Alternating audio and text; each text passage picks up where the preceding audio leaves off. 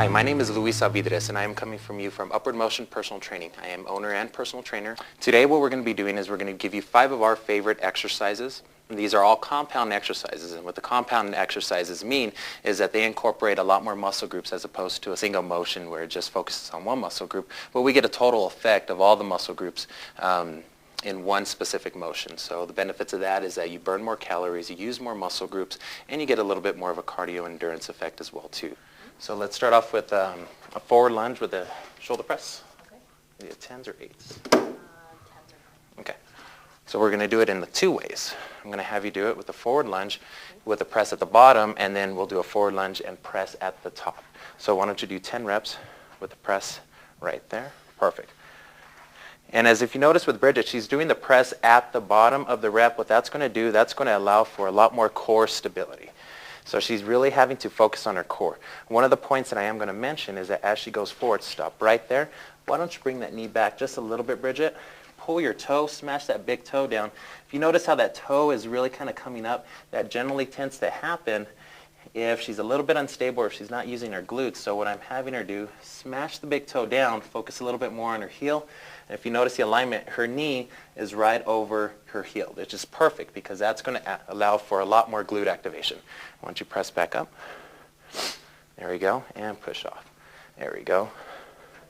And same thing with the other side. Perfect. One nice little cue that I like to do in order to prevent that knee from going too far forward is that as she's stepping forward, let's step forward, Bridget, bring that knee back and not to allow that knee to hit my hand. Perfect. Right there, and press it up. Awesome. And come back up. Now why don't you show them with the press at the top. So she's going into that lunge and she's pressing at the top. Difference between this is that it allows for less core activation, and the other thing too is that as she's doing it, she's hitting her shoulders as well. So the next exercise that we're going to go to, and this is just with a couple simple dumbbells. The next exercise we're going to be going to is a very popular one, is TRX. TRX is a great machine. This is something that you could even just tie down on the doorway. You could do loads of different types of exercises with this. Biceps, chest, legs, everything along those lines. We're going to do more of a traditional one. Let's just bring your feet up a little bit more. Why don't you start off with your arms straight and then lean all the way back. Perfect. There we go. Keep your body straight. And if you notice, bring your feet in just a little bit closer and closer together. Perfect. Awesome. Now, she's mainly focusing on her heels. In order to focus a little bit more on your heels, just simply pull the toes up just a little bit. You know, that way you get a little bit more activation, more in the glutes and less on the quads. She's going to drop back. Her main point is the hips. And as she's coming up right about here, then she's going to activate the row. That's awesome. Focusing on the heels, what that's going to do, put more pressure on her hamstrings and her glutes. And also, you really want to focus, especially with any type of row, is that even though she's doing a TRX row or if you do a cable row or anything along those lines, you want to be careful with the shoulders. Now the big thing with the shoulders, I'm going to stop Bridget right here, is that you want to squeeze the shoulder blades back first, pop that chest, and then push up all the way. Perfect. The big thing with that is that you don't want to pull. You don't want to pull from the shoulder joint, but you want to pull from the shoulder blades as they pull all the way back. It's going to allow the chest to open up, and it's going to get a bigger back contraction. The other thing too is that it's not going to allow for the upper traps to come into play. Upper traps come into play a lot, especially if you do rows like this. You can see my upper trap coming into play, but if I pull back and go, my upper traps are not contracting whatsoever. Why don't we go for 3 more? And the great thing about this is that you could easily go, once you go to an underhand grip, as you're pulling up. Keep your elbows in close to your body. By switching up the grip, it's going to allow for, give her a break. By switching up the grip, it's going to allow for a different portion of the back. The higher your elbows are up, and as you're pulling back, the higher up that you're going to reach. Think about a line. If you draw a line from elbow to elbow, and this is the line of contraction. If I bring my hands in a lot more, that line of contraction is going to go across here. So as I'm pulling, it's going to go right across the lower lats. and the lower rhomboids. But if I bring it up, it's going to allow for more upper. So that's a couple different ways. My best recommendation to keep it out of the traps, I always like to bring my hands underneath, and that's going to allow for a lot more lower rhomboid contraction. So the next one that we're going to do a popular kettlebell exercise. I work a little bit of agility as well too. So the first thing, I love the kettlebells because it's a very versatile motion. A lot of people are doing it now. So what we're going to do is we're going to do a couple, let's do a series. We'll do a backwards lunge, to a forward raise, to a switch, go into a squat with a press, grab the handle, forward, switch, switch, and squat and press. Okay. Now the great thing about the kettlebell, if you notice, and let me grab this guy here, is that it is ergonomically designed to challenge your core. If you notice, a dumbbell is balanced out. Kettlebell is not in a balanced out position, so therefore it has to challenge your core. Now if you notice, again, she's going into that backward lunge, focusing on the heel. She goes up, combining that with a squat into a shoulder press. Total body motion, because now she's getting front delts, getting shoulders, getting triceps right there, getting the quads, getting the glutes. A lot of great motions. And as she's doing this, it's going from one motion into another motion. So as opposed to counting reps, I like to go for time, like for about a minute or 2 minutes. Because what that's going to allow to do is it's going to get your heart rate up, and you'll get more of a cardiovascular effect, more of a muscular endurance effect, as opposed to just more of the traditional muscle contraction, muscle building, and muscular strength effect. When we go a couple more, perfect. She's raising up, beautiful. Easy transition from one exercise into the other. Awesome. This could be the last one. Go into that squat, grabs the bottom, presses up. Beautiful. Awesome. There we go.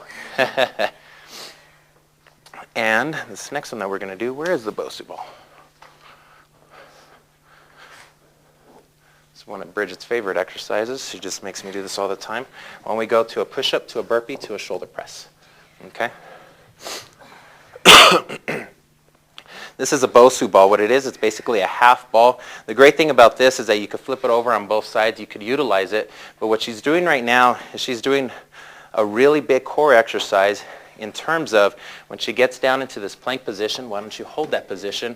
If you notice, from shoulder to hips to heels, it's a nice, perfect line. Watch, sag down. There we go, sag down a lot more. There we go. Basically what's happening here is that she doesn't have these perfect points. You want to look for alignment. I'm going to come up and give shoulders, hips, and ankles. Perfect. Why don't you get up? There we go. Anytime when you're doing any exercise, you really want to focus on the alignment of the body. It's very, very important. There we go. As she's doing that push-up, I'm just going to remind her, try to keep your upper traps a little bit lower. There we go. You don't want them to go up into the ears. You always want to have space between the shoulders and the ears. Oh, watch your head on that one as well too. Create that for the bloopers there. There you go. Perfect. As she's doing this burpee, what's happening is that as soon as her legs land on the floor, her core has to actively stabilize. And that's what we call an active core stabilization, is that whenever her feet land, watch your head, boom, her core has to automatically activate. She's doing a push-up, keeping those same points all the way across, combining that with the shoulder press. A lot of these motions that we're doing is all functional training. Functional meaning that a lot of these motions you mimic in everyday life. So that's what's really, really important, is that you want your training to supplement what you're doing on an everyday basis. There we go. Why don't you do a couple more? The other thing too, if you notice with the BOSU, it's very unstable. So she's having to find balance between her arms and her shoulders. Why don't you do one more? And that's another core activation exercise, because now her obliques have to work. I want you to stop right there. Perfect. Drop that down. Awesome. And then what we're going to do is one more core activation exercise, or one more compound exercise. Is that we're going to look at the ball. Stability ball. This is one of my favorite ones. I want you to sit on there in a crunch position, and what we're going to be doing is we're going to be doing tricep extensions combined with the crunch. Okay? Okay. Yeah. Why don't you scoot up just a little bit more? And remember, the body is all about angles. Why don't you lean back? Okay, just put the weights at your chest. There you go. Hold on. Now, the way I like to align somebody up when they're doing this, notice how her feet are sliding forward, okay? The one thing I'm going to correct is bring your feet back a little bit more. Bring them in a little closer. Just like a pyramid, that pyramid is very stable. The closer in that the 2 points are, the more unstable you're going to get. The wider that you get your feet wider, the more stable you're going to get. So you could kind of use that at your own discretion. So what we're going to do is we're going to get her at about hip width. So why don't you bring your heels back together. I'm going to have you, notice how her feet are sliding forward. I want you to bring your knees forward. Try to focus more pressure on your heels. Pull those toes up again. Now the pressure switches from the quads to the hamstrings and the glutes. I want you to lean back a little bit. Perfect. Arms right here. There we go. Chin tucked in. That's very, very important because you don't want your chin up. Again, that's going to activate the traps. We want to stay away from those. Relax the shoulders. She's going to go down into a tricep extension, and then she's going to come up into a crunch. There we go. And then why don't you go straight up. There we go. Reach straight up. There we go. The reason why I'm having her reach straight up as opposed to in a nice arc is because what's happening is if you imagine a line right from the abdominals, this is where she's actually bending. Notice there's no motion within the hips whatsoever. Her hips are relatively pretty stable. Majority of people like to dip their hips out. But if you notice her arms, they go right about the same line as her abdominals. So wherever this crunch point is, that's exactly where your arms want to end up. Any further than that, it's going to throw her off balance. Any further back over here, it's not going to get that abdominal contraction that we want.